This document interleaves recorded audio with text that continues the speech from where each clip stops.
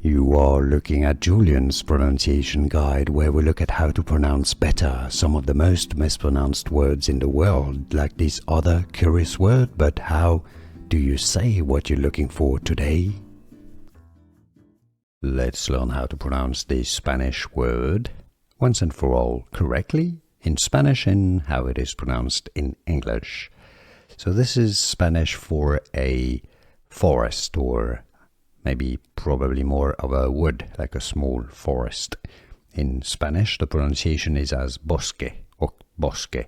Now, it does exist in English. I think it's a river and a place in both New Mexico and Texas.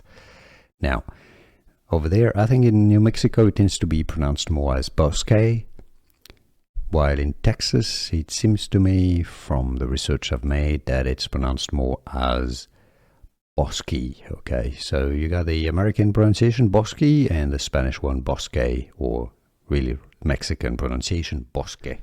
Here are more videos on how to pronounce more confusing words and names too many mispronounced. Like this video if you found it useful. I appreciate your support. I'll see you soon and thanks for watching.